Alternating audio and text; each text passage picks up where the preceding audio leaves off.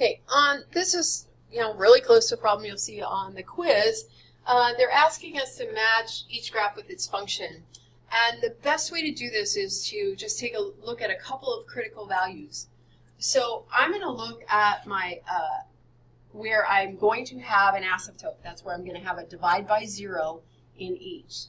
So my asymptotes are going to be at x equals, for A, it's going to be positive 5. For B, it's going to be negative 4. For C, it's going to be 1. And for D, it's going to be 2. So that's my asymptotes. And I'm also going to find my y-intercepts. And these are, the only reason I'm using this is because it's easy to calculate. Remember, y-intercept means x is some number, and then I'll plug in a, x is 0, I'll plug in a 0 and then figure out what the other number is. So 0, and it looks like negative 3/5. 0 and 1/4. X equals 0. It looks like my function will equal a negative 2. And at x equals 0, we get a negative 5/2. And that's negative 2.5. So now I'm going to match up my asymptotes and my y-intercepts. Let's take a look at x equals 5. Looking at the 4 graphs, it looks like I have only one graph that has an asymptote at x equals 5. Now, does my y-intercept match? The y-intercept somewhere between 0 and 1. Yeah, 0 and negative 1. So it looks like it's a good match for A. Okay.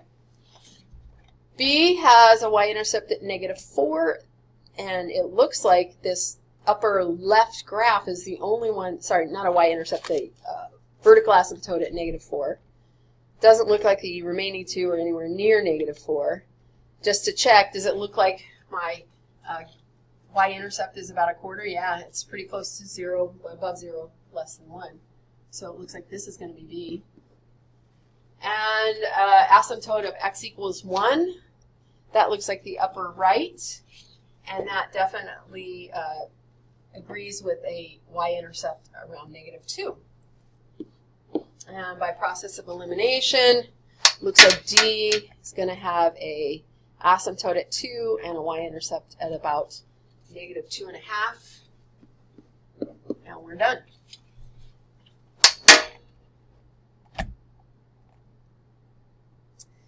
Okay, let's talk about horizontal asymptotes. Honestly, I can't remember if we have covered this before. So if horizontal asymptotes for rational functions. So our basic rational function is just some polynomial, I'm calling it P, divided by another polynomial, I'm calling that Q. And you have 3 possible outcomes. If it's top-heavy, that means the degree of the top function is greater than the degree of the bottom. And you might have to search because they might not be in standard form, like my example. So if it's top-heavy, then there is no horizontal asymptote. Let's take a look at bottom heavy, where the degree of the lower polynomial is greater than the degree of the one in the numerator. What happens here is we'll have a horizontal asymptote at y equals 0 every time.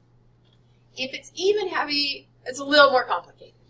So even heavy means the 2 degrees of the function are equal. What you want to do is look for the leading coefficient of the highest degree term, and I embedded that on purpose, so you had to go look for it. So our leading coefficient in the numerator is negative 4. The leading coefficient in the denominator is 3. So I have a horizontal asymptote at y equals negative 4/3.